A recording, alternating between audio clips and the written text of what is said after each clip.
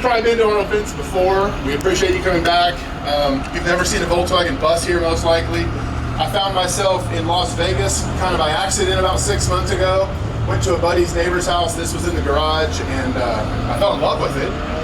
Walked around back, realized it's different. It's a Chip Foose bus, and we worked a deal out that night late, about an hour outside of Vegas.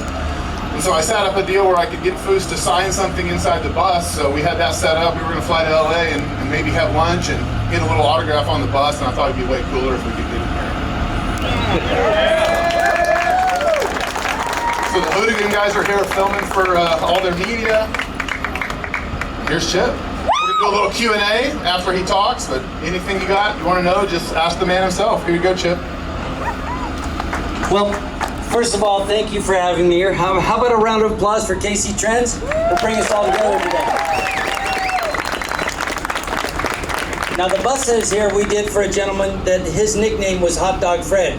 And the reason they called him Hot Dog Fred is he had this all original, really patinaed bus that he would take to all the Volkswagen meets. And he always took his hot dogs and buns and everything else, and he would make hot dogs for everybody that wanted a hot dog. And he had that nickname. So there is a hot dog on the dash of the bus. And the whole theme behind this bus, I thought, what if we built a bus that looked like it could have come from Volkswagen designers, and it could have been a concept bus at that time. There's some subtle body modifications. We just tightened the bumpers, fit them to the body, got rid of all the bumper guards, all the bolts, did a little bit of shaping around the front.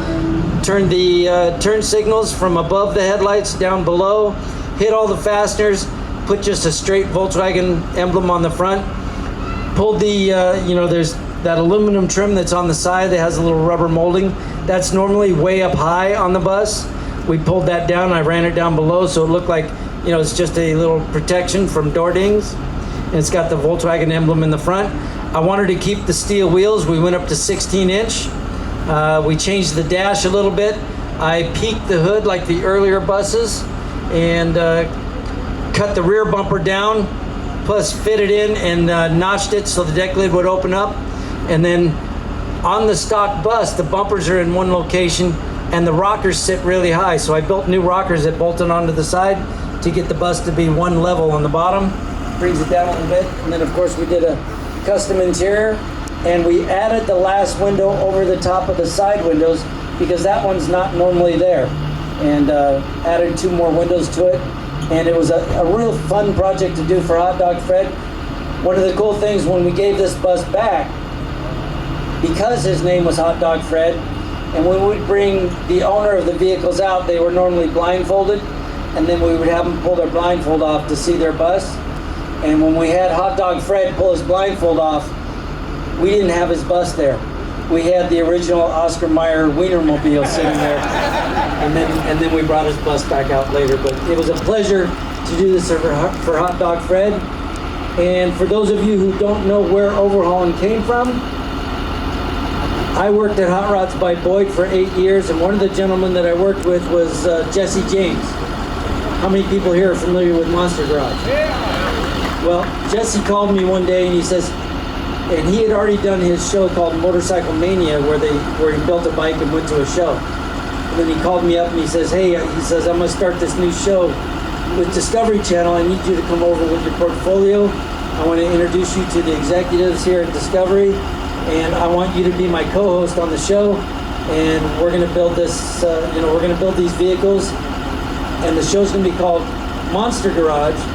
And we're gonna try and build a car. He said the first vehicle that we're going to do is going to be a lawnmower or a Mustang that we're going to turn into a lawnmower, and the second vehicle is going to be a Ford Explorer that we're going to turn into a trash truck.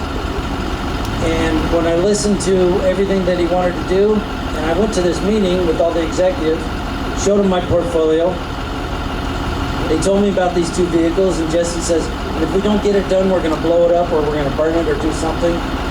And I'm thinking to myself, I'm at Foose Design trying to build the most beautiful pieces of rolling art that I can build. And you want me to go on television and build these monsters, and all they're doing is performing a task, and if we don't get it done, we're just gonna blow it up or shoot it or destroy it. And I'm thinking, that's going to overshadow what I really love doing, and that is building art. So I said, unfortunately, Jesse, I'm not interested in doing the show. And I walked away. And it's probably the best known business I've ever given, because the executives from Discovery liked what they saw, and they sent another producer, Bud Brutzman, to my shop. And when Bud walked in, he says, I'm going to do a show based on your life, so what's your next car that you're building for a show? And it was going to be similar to Motorcycle Mania that they did with Jesse, but they wanted to do a car with me. And I said, well, I'm building a 34 Ford Coupe right now, but that's 11 months out before we go to a show. You don't want to film for 11 months. That's kind of ridiculous. I said, why don't I call Ford Motor Company, see if they'll donate a SEMA project, a SEMA vehicle to me, and we'll build that and go to SEMA. And Bud says, what's SEMA? I said, trust me, that's the show you want to go to, because every form of automotive, every type of automobile is there. That's what you want to film. And so I called Jay Mays, who is director of design for Ford, and he says, well, we're about to release the new Thunderbird. He says, why don't I send you a 2002 Thunderbird? I was supposed to get the car in June, and I had done design work, but I figured I could build this car in about 6 months, no problem. But I didn't get the car until September 12th, and I had less than 7 weeks to build that car.